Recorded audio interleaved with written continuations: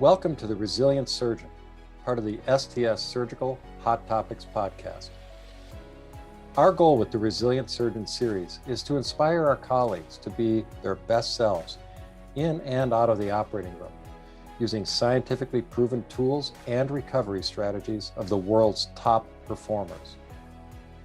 I'm Dr. Michael Mattis, and in each episode, I will talk to game changers who will share evidence-based practices, real-world strategies, and their own personal stories and experiences to help you build your resilience and to help you be your best self no matter what.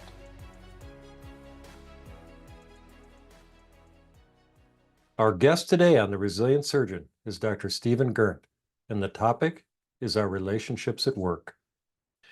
I first met Steve when he invited me to give a keynote talk at Bell Health in Green Bay, Wisconsin.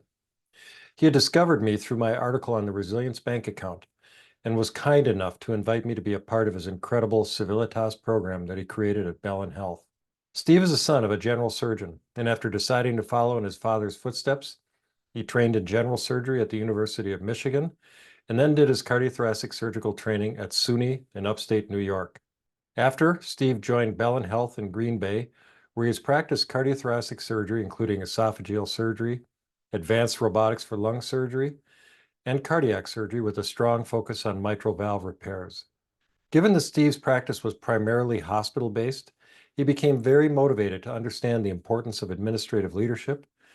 And because he also navigated working with several different clinical teams, he soon recognized the critical importance of the people who supported him in his practice. These were the sparks that lit the flame of interest and passion for empowering others and for creating an environment where people feel valued and as if they belong. At a time where the sense of belonging of both surgeons and other healthcare providers appears to be at an all-time low, Steve and his Civilitas program are a beautiful example of the power of one person with the right vision and interest to make such a difference in the lives of so many people. I hope our interview with Steve inspires each and everyone listening to start their own Civilitas movement at work and at home. And now I bring you Dr. Stephen Gerndt. Steve, welcome to the Resilient Surgeon. It's a real pleasure and an honor to have you join us today. Well, you're a good friend, and you got me started on a journey, a leadership journey in my organization through when you originally published the article, The Resilient Surgeon. Blew me away to see that in our society and see it endorsed, and it was a breath of fresh air. So I'm really privileged and honored to be here. Great. It's fantastic. Yeah, it's fun to have you on, a close friend and a good leader at your organization too, and I do mean that. You. So Yeah, thank you. I think it'd be very helpful for our audience to get to know you a little bit. And if you could tell us some of your background, where you grew up, and a brief kind of biography and your work at Bell Health and how you came to the Veritas movement that you created at Bell Health and what brought us together. Yeah. Oh yeah, Civilitas. I apologize.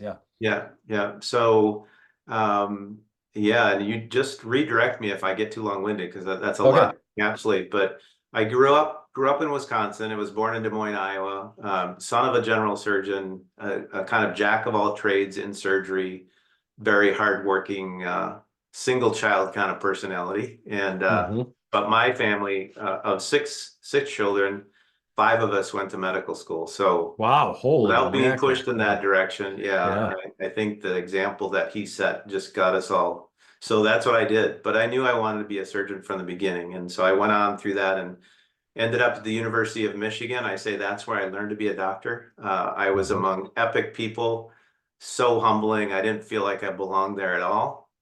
And then I really fell in love with the anatomy. That was for your CT training, or what part of your career? No, that was for general surgery. And I had an offer to stay on, but I felt like I wanted to broaden my perspectives and do some of my training elsewhere. So I fell in love with the anatomy of the chest, but I was deathly afraid of the cardiac surgery world. Those guys intimidated the heck out of me. So how unusual.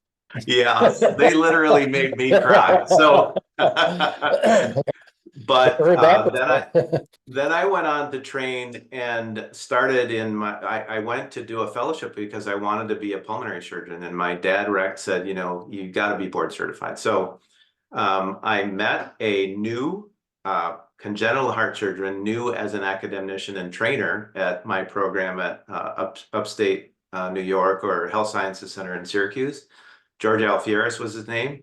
And he took me under his arm and said, I'm going to teach you to love cardiac surgery. And he did. He's an amazing technician. And he brought me to finish. And I came to Bellin Health, Green Bay, Wisconsin, kind of as a local boy. They had been through a few surgeons that didn't work out and were really looking for a good fit. So they waited a whole year for me to come. And that's been my 27-year career, staying at a single institution, growing up from an immature, self-centered, arrogant, thought I knew everything startup to then the learning began. And Yeah, I the real sort of learning. Yeah, began to discover what I didn't know. yeah, And yeah. I think through the forgiveness and grace of all the people around me, I had just an amazing career, and people allowed me to develop and grow as I needed to. And so I've had a balanced career of both thoracic surgery and cardiac surgery, and it's just in a single program. So it's been amazing. And during that time, I recognized that 90% of my work was in the hospital, so I really needed to understand the administrative perspective, and what it takes to build a whole hospital system, because I would go as they went. And so the success of the organization was what was going to determine my success. And I somehow realized that pretty early on. So I got very engaged with the leadership.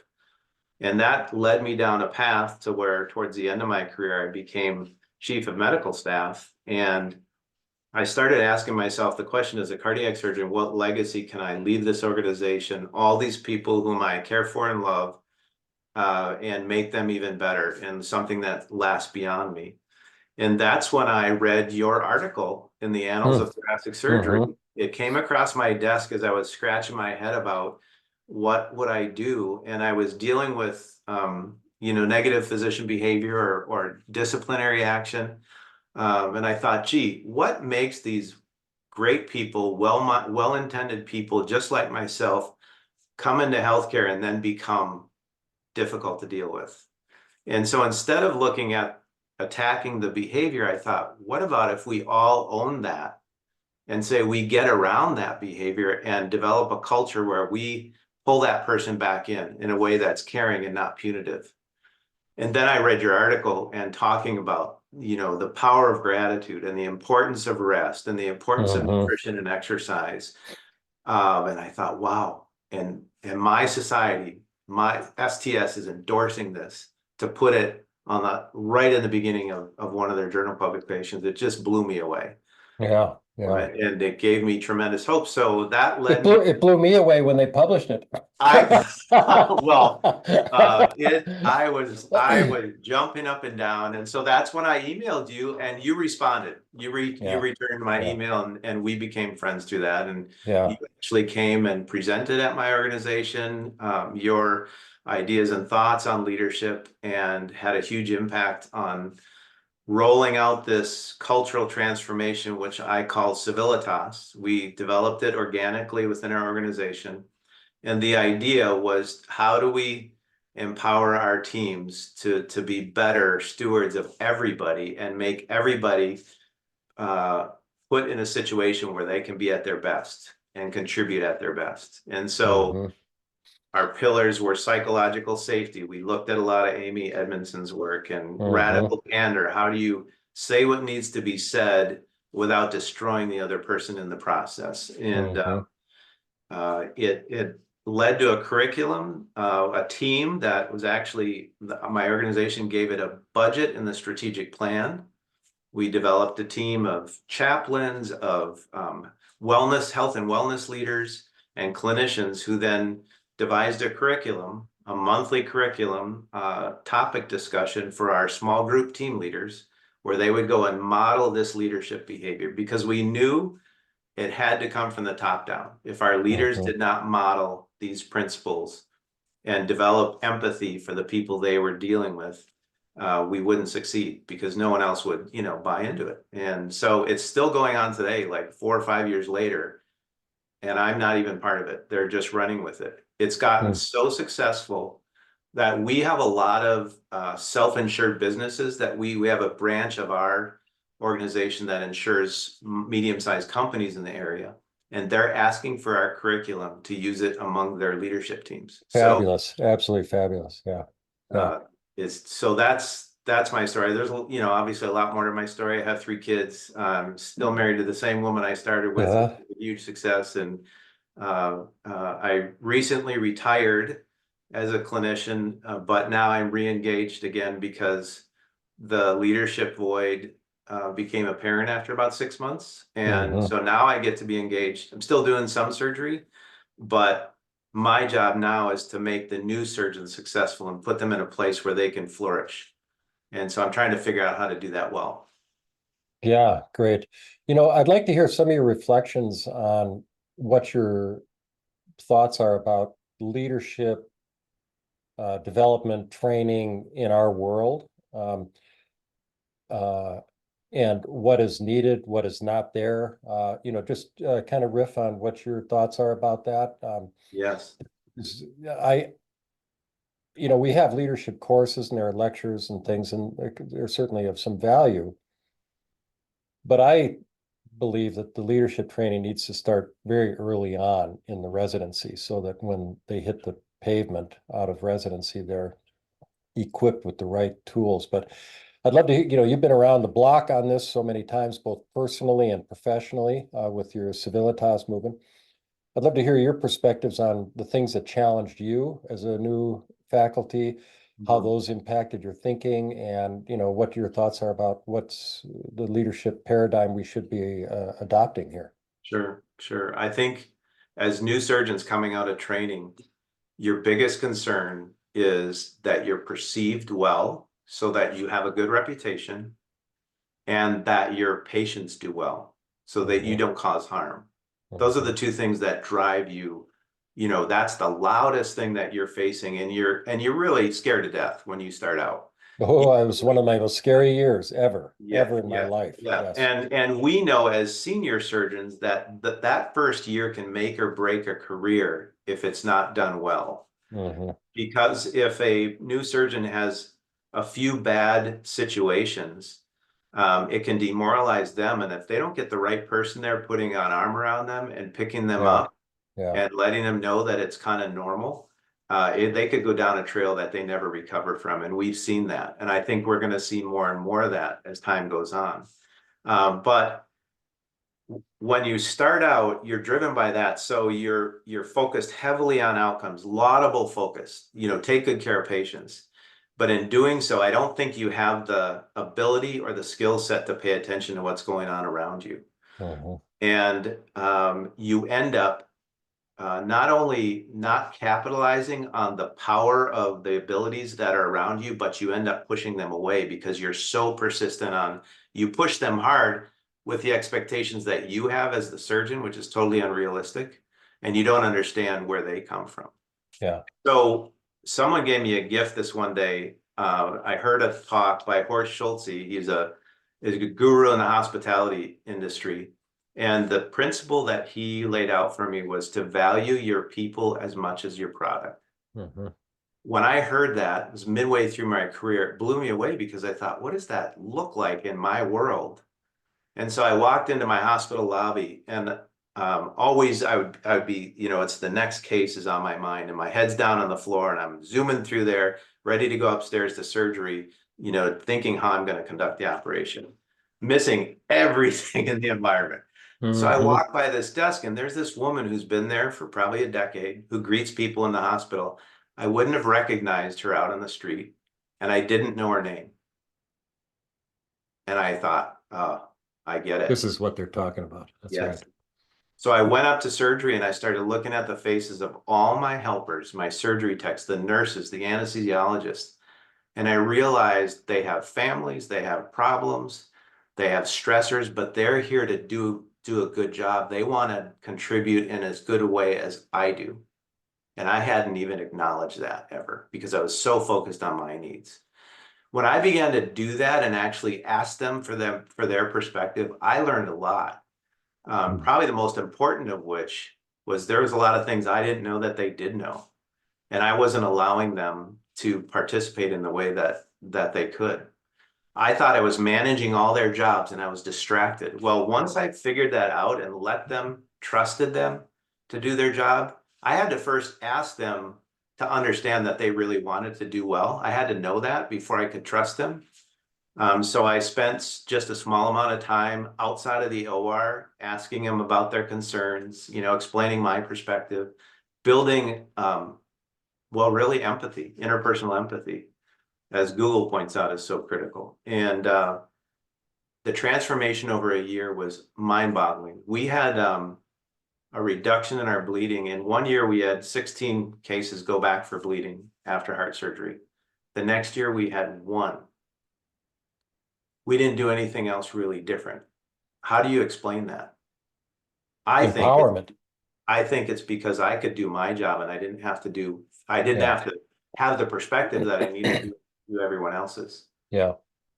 And things, and that's just one measure of, bleeding is obviously, we all know that's an endpoint of a whole lot of other stuff that isn't necessarily going well. And so that taught me a lot and it changed my world. But what's the most amazing thing is the amount of joy that I had working went up monumentally, like geometric.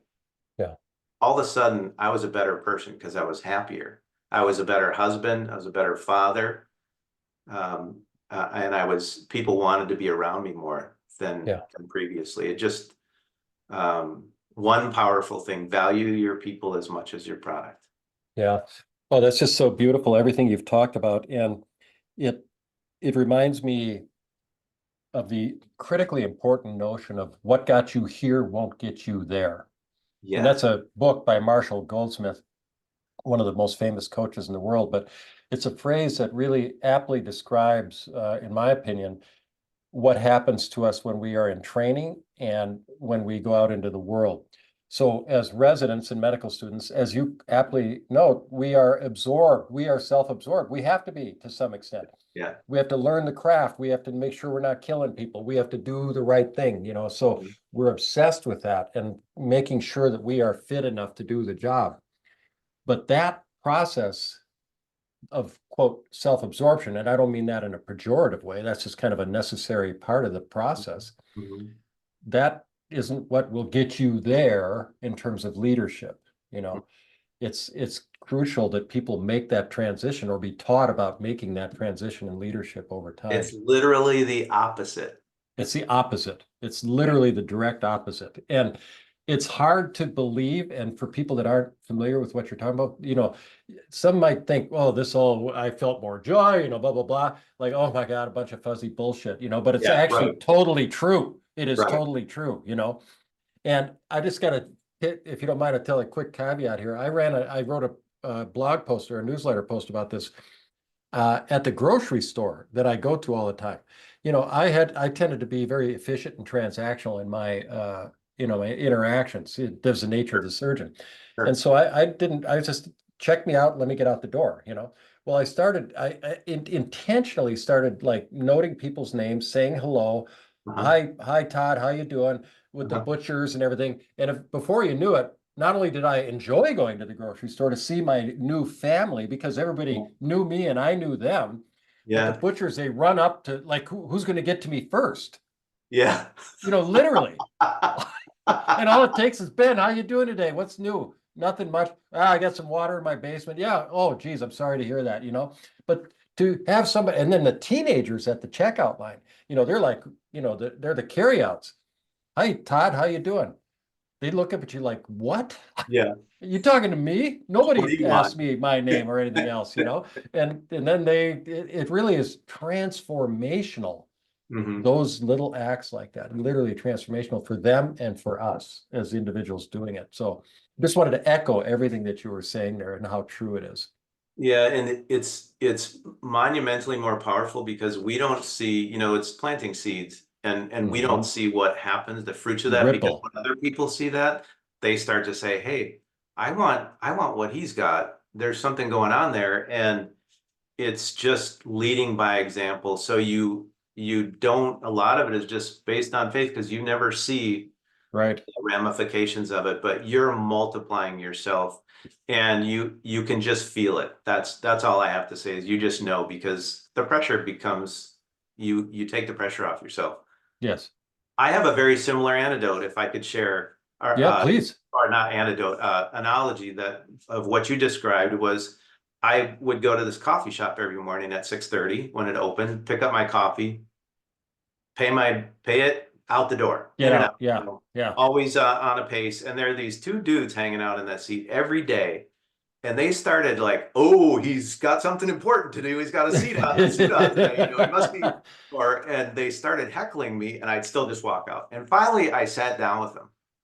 Well, we now have been meeting for over 10 years My in that God. coffee shop. Yeah. Yeah. There are about 8 regulars, all men, and we've done life together. We've gone through um, someone's child being involved in a tragic accident and just down on our knees, supporting that person. We've had parents pass away. We've had health problems. We've had economic issues. We've had a lot of fun and we've journeyed life together and no one stops coming.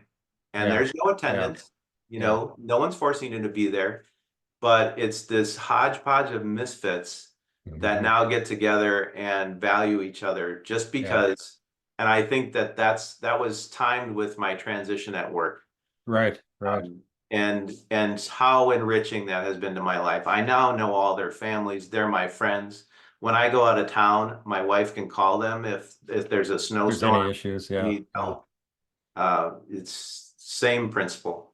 Yeah. Yeah. I've had a surgeons group that I've run in the Twin Cities here for quite a while and also a book club, which is kind of a group coaching thing that I do. And the power and connection of these smaller groups is absolutely remarkable in terms of life changing, literally Yes. life changing. I wanted to circle back a little bit on the bleeding reduction that you noted. And I Yeah. just want to offer a caveat from the book, It's Your Ship by Micah Brashoff, who took over the Benfield, a missile-guided destroyer, Uh-huh. for 2 years as captain. And he basically did what you're doing, a Civilitas movement there. But he Uh-huh. empowered his people. He realized that his success was going to depend on the people around him. Sure. And he empowered them. He wanted to know, how could you make your job better? What could we do differently? How can we improve things? He asked them directly for ideas and then let them implement them. When he started, he was working 12 to 14-hour days. By the end of his 2 years, the Benfold had become the best ship in the Pacific Fleet, awarded in all the metrics. He got to know every sailor with a card with their picture on it. He interviewed every one of the 310 of them to learn about them. He knew Yeah. them all by name. And when he left the Benfold, he would come into work in the morning about 8, wander around, say hi to people, and leave at 11. Hmm. It was taking care of itself. Hmm. It was running itself. And that's a testimony to the kind of leadership you're talking about with the Civilitas movement at Bell and Health. I mean, it's identical. It's the same process. Value, see, and hear your people, empower them, and utilize the collective intelligence that can make everybody's life better, including the patients. That's awesome. Well stated. Yeah. I'm actually experiencing that now because after I retired, our organization had some issues. It's hard to measure your impact, and I don't want to say it was because I was gone. I think that they got busier, they got overwhelmed, and they lost track of team, the concept of team. Mm-hmm, mm-hmm. And it was visible in the outcomes, and it was visible in the tenor of just the air. When you walked in, you could tell there was an oppression. And so um, I made a proposal to come back on a part-time basis because I thought I knew how I could write this and get them back on track. And so now I'm working 3 days a week from basically 8 till 4. I'm doing a little bit of surgery to decompress the urgent stuff, but Mm-hmm. mostly I'm reviewing outcomes. I'm establishing paradigms that allow us to work as a group collectively, and I'm building team again. And it's Mhm. kind of the same sort of thing. Yeah, of course it is. Just being there has deflated the Yeah, problem. yeah, yeah. It's taken the air out of the tension. Let me ask you, did you in any way plan for a succession? I mean, it sounds almost like Starbucks, Howard Schultz leaves and everything falls Yeah. apart and, then they bring in a new CEO and blah, blah, blah. We had been planning my succession for 5 years. And it took a while to get momentum, but we recruited a new surgeon. I spent 6 months with the new surgeon, just as his shadow. I was not doing my own stuff. I stopped seeing my own patients. I closed all my clinics and just worked with him. And during that 6 months, things were very, very good. And I felt at the end of that it was going to be okay, but this is a surgeon fresh out of training, Yeah, and young, young. yes, and had literally done 1/10 of the volume of surgical cases that I had done at that stage in training. And that's no lie, 75 versus 750 as a Yeah, surgeon, yeah. cardiac training. And it was unrealistic to think that you could remove 27 years of experience and efficiency just like the captain of the ship. Even with the surgery I was doing, I was just super efficient because I knew how to work the organization and how Yeah, to have it work for me. yeah. You had deep And connections throughout the organization, all that. Yeah, yes, yeah. yeah, I had direct line to every solution I needed. And it was unrealistic to think you could put a new person in that role, even after 6 months of mentorship, and have them operate with the same sort of efficiency. So what happened was there was a lot of overtime, a lot of weekend work, and then the two people who are trying to keep their heads above water just became so stressed out that they were ready to break. Hmm. And it was a setup for a perfect storm of bad, really hurt the entire program. Yeah, yeah, And that's what brought me back. So we did have a succession plan, but I think we learned a lot from it. yeah. You That learned a lot it's from that it's experience. Yeah, it's yeah. not a 6 months transition. I think for programs like ours, small, few, 2 or 3 surgeons, it's got to be a 2 to 5 year Hmm. transition. Hmm. But here's the thing, hospitals are always worried about how much they're paying their clinicians, and they want to see the production, right? So we're all traditionally paid on RVUs and how much work we do. And there has not been historically a belief in investing in the transition. So that costs money that they can't necessarily account for in terms of productivity. But if they could see the future, they could easily measure the impact of it. And I think our organization is really believing in it now that me being gone that 6 months has changed perspective, and a lot of things have happened that would not have otherwise been approved financially. And so I think that's what the message for the future, I think for the STS to understand. I don't necessarily have the solution, but I think stories like ours and what we've learned from it are going to be critically important. How do we divest the next generation of surgeons to take over? Because training is different. And I think one thing I communicated with you earlier is I think as brutal as our training and unfair as our training might have been, uh, something was given to us, a core fitness of just we were broken and recovered from it. And I don't, Yes. you know what I'm saying? No, I mean, it's real. It's absolutely the case. Yes. I think we found a humility that had to be forced upon us that I don't think is happening in training today, because I think with all of the humanitarian concerns about what we're doing to people, making good people bad, and that's important. I'm not discounting that at all, but we're losing something as a consequence. And so now when they come out, they need to get broken during their first 5 years of practice. Hmm. Hmm. And that's not acceptable in today's world. Yeah, yeah. So people end up bouncing. They come out, they have some difficult troubles, they get fired, they have to go find another job. And we're seeing more and more and more of that across the country. And to me, it's a tragedy because we're missing something. Yeah. Yeah, well, it certainly changes the entire paradigm of training and mentorship is what it should be doing, because things have changed and you have to adapt and evolve with those things and problem Mhm. solve. And I think you talked about in our conversation about the need for real mentorship when you come out of training now. And it's not just that they may not have the same degree of technical experience, which seems to be a ubiquitous concern. But it's also really, how to integrate into the system and how to be a Civilitas leader, over time, right? Mhm. I think, to be clear, part of what I meant by that brokenness and humility is you have to be willing to listen to another perspective. And you come out like mighty when you're the chief resident and you're graduated, you're now ready to be the boss. You don't want to be listening to anyone else. You want to do it your way, and you want to hold on to the principles that you've been trained under. Well, that you didn't learn everything. And Yeah, so yeah. it's accepting the idea that you don't know what you don't know. And you, Beginner's mind in the world of Buddhism, beginner's yeah, mind, always yeah, having a beginner's mind. Yeah, yeah, being yeah. curious without Curious and beginner's mind. without Yeah. any spin on it. Yeah, without any bias. Get your ego out of the way.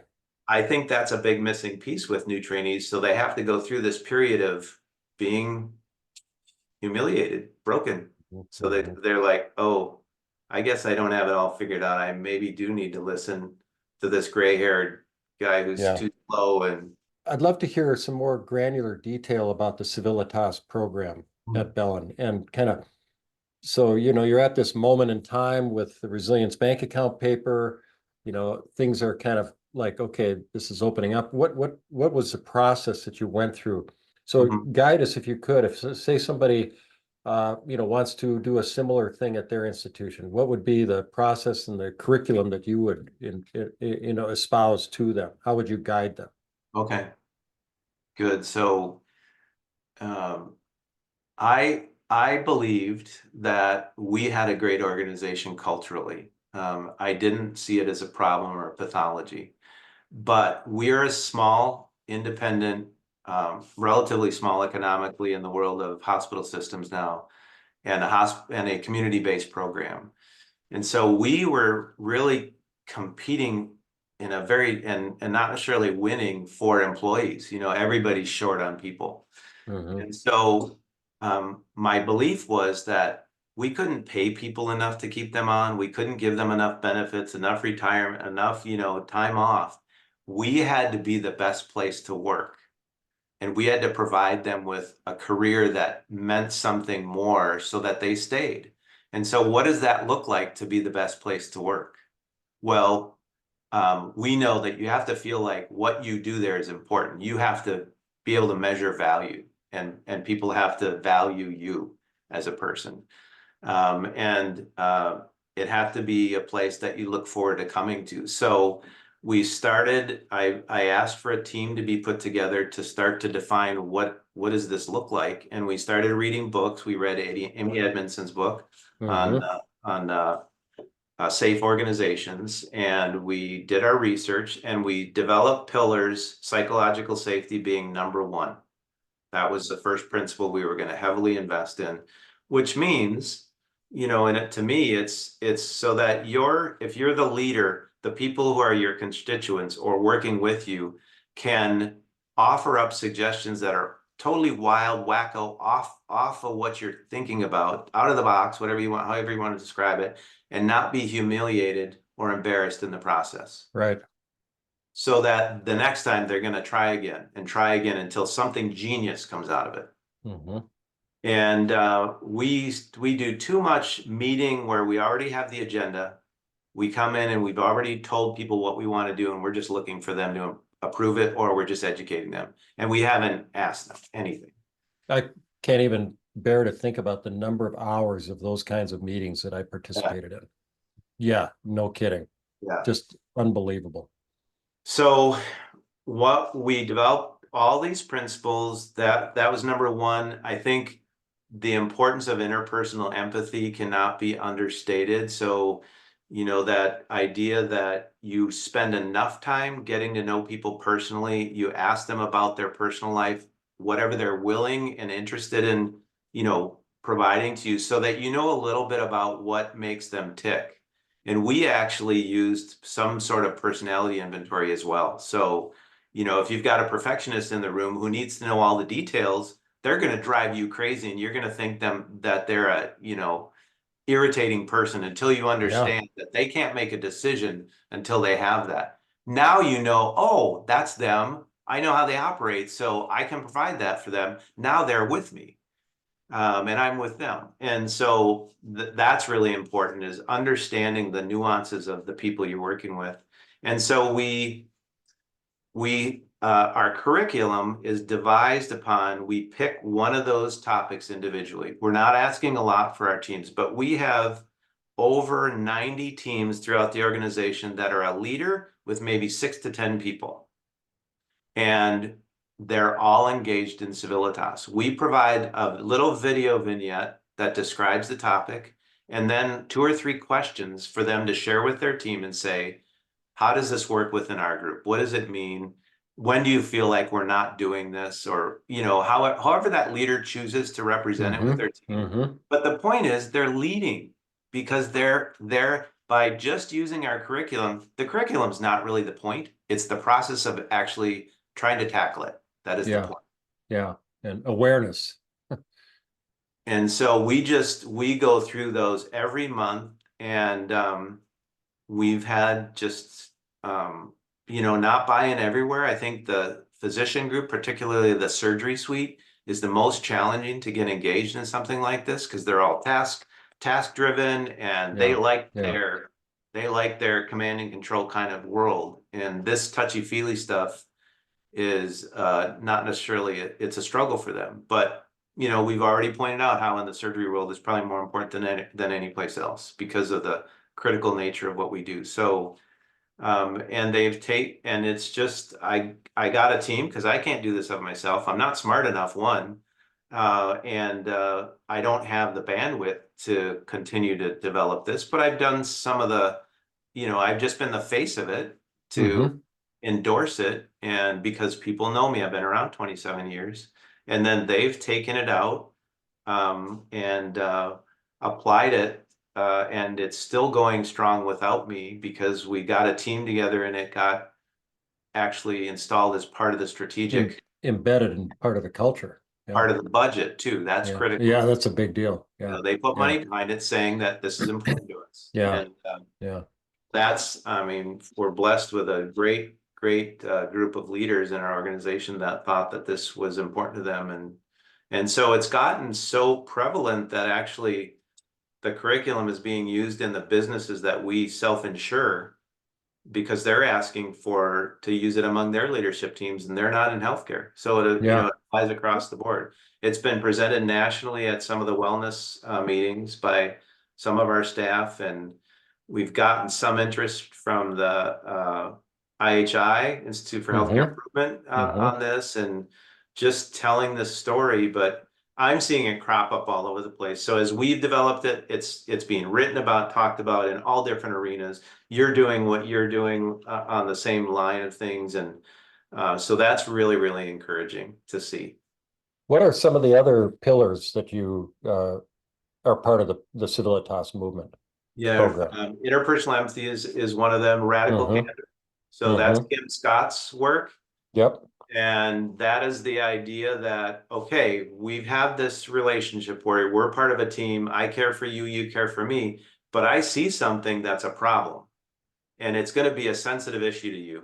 I'm going to have the courage, and you've essentially given me permission to say what I need to say to you, even though it may temporarily cause you pain. It stings, but you know that I have your best and the organization's best interest in mind.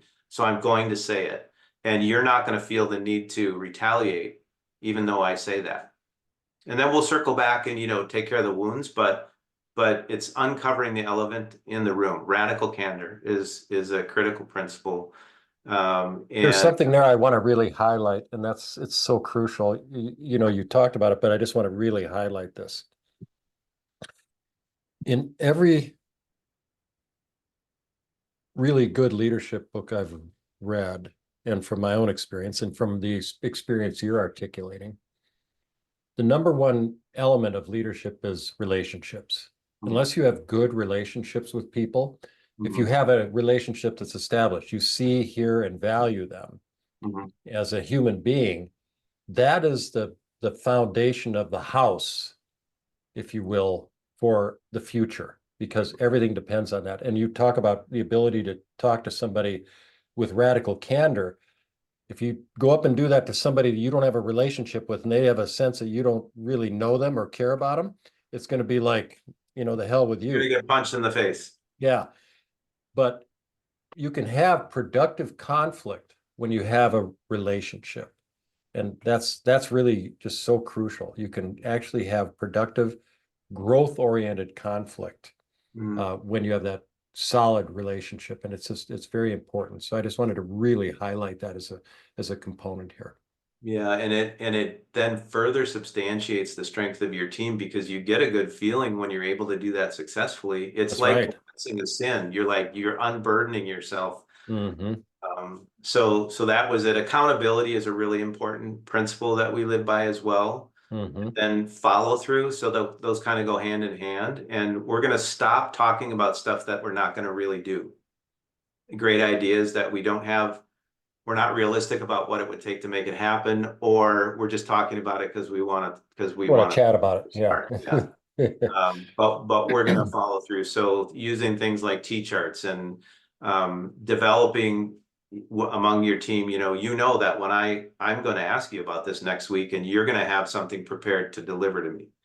That's how you move forward and get off the dime on stuff. You actually have to do it. Yeah. So that's it as well. And really I'm probably missing one or two, but those are kind of the fundamental Core elements. Yeah. core ideas. Yeah. Yeah. The other part, that's the whole empathy thing, and you talked about relationships. I think that has been historically a struggle for people because what's appropriate in the professional world versus what's in the personal world, and how do you separate that? And here's what I believe, and here's what the evidence shows is you cannot lead people that you don't care about. Absolutely. They You feel it. They know it.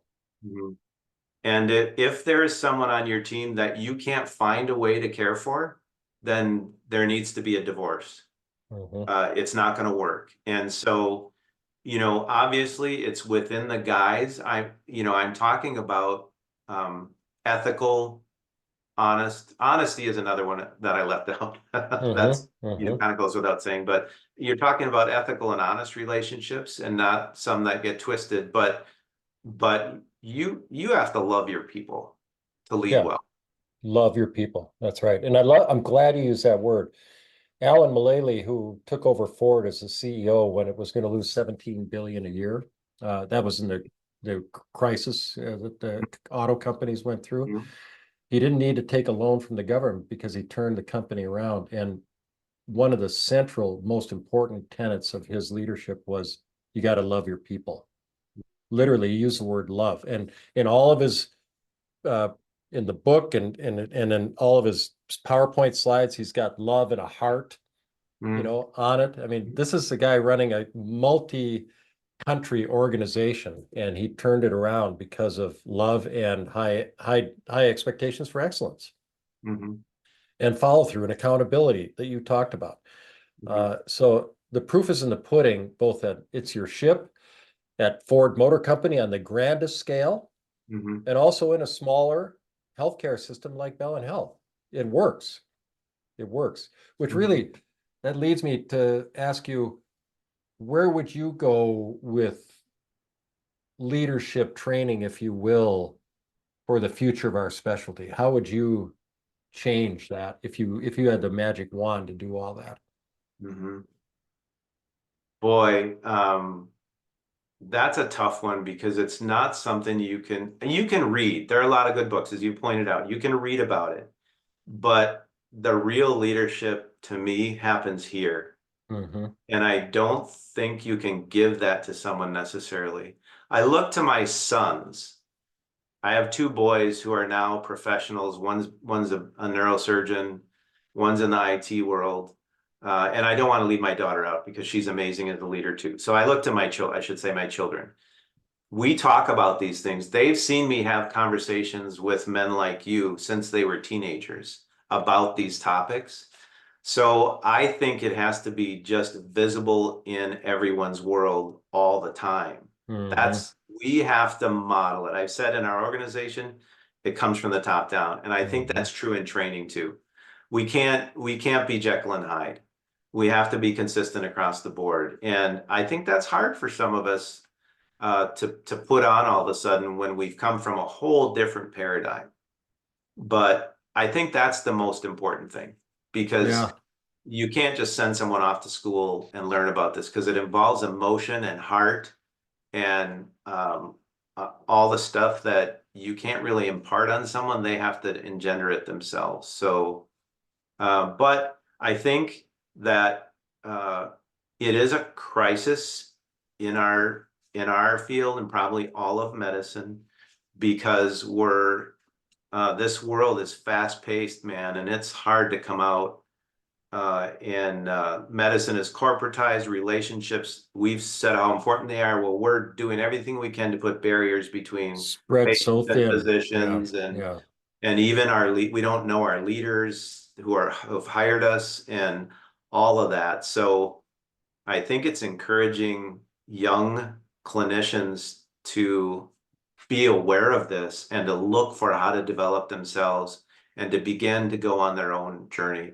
You and I know that everyone who really presses hard into this and then has probably a calamity in life, you always arrive at the same spot. It's easy You to do. talk about it now that where Yes. we are in life because there's a consensus. We've learned that it's all points to the same stuff. It all does. It all does. It all It does. is, it's the book.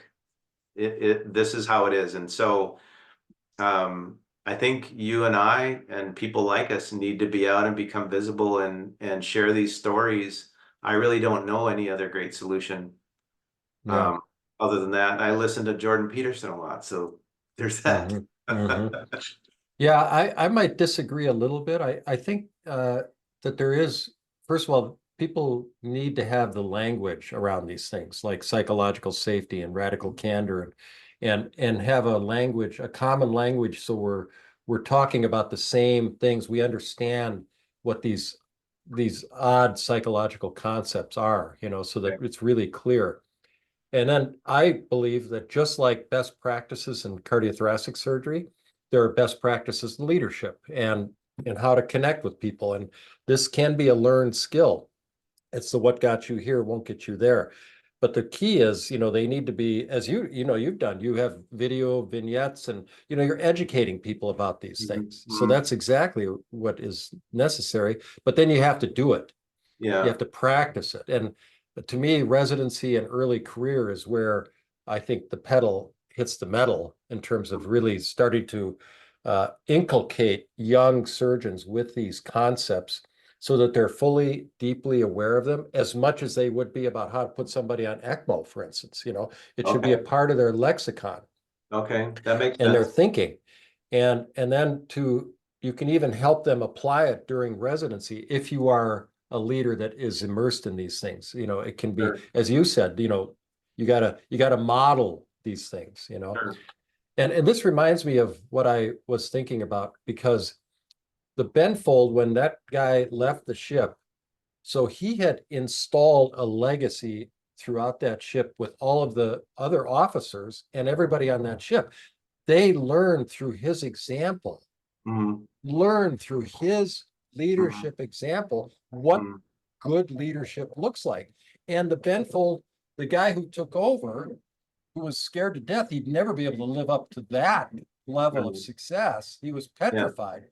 The Yeah. Benfold went on to do great things. It didn't Mhm. sink, pun intended, a bit Mhm. because the ship and the legacy that he left behind was so important. And he had a new guy that took on the mantle of that with enough experience, as you talked about. And Mhm. so I think it's a combination of both things. It's got to be education and deep inculcation of these principles in our young trainees and young faculty, and then leading by example, as you said. And Yeah. I am so passionate about where I think this needs to go in our specialty. And, we spoke a little bit earlier about, kind of a sense of tribe and family, and how I believe, and you do too, that is an antidote to this white water world that we're living in. Because if you don't have that sense of connection and a group that you are aligned with, that you can trust and go to, you're an individual awash in a sea of hell. And Yeah. that's what's going on with a lot of our colleagues. Yeah. Well, that's how I started too. Yeah, same. I felt very alone in practice. So yeah, Yeah, hearing you say it that way makes complete sense to me. And yeah. I do think that speaking the language and having everybody hear it and getting comfortable with it and having it be the norm. Normalizing it. Yes. Yeah. Yeah.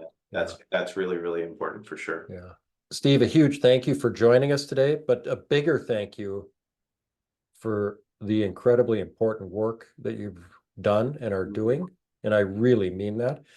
And a thank you for serving the people that you have at Bellin Health, and that is now beginning to serve people outside your organization. You're leaving a legacy just like Mike Brashoff did on that ship, and that legacy is critically important in our time. So huge thank you, very sincerely. This has been The Resilient Surgeon, a podcast brought to you by the Society of Thoracic Surgeons. Thank you so much for listening. If you like this podcast, please rate it 5 stars and let your friends, trainees, and colleagues know about it. On social media, you can use the hashtag #BeYourBestSelf. More information about the Society of Thoracic Surgeons is available online at sts.org.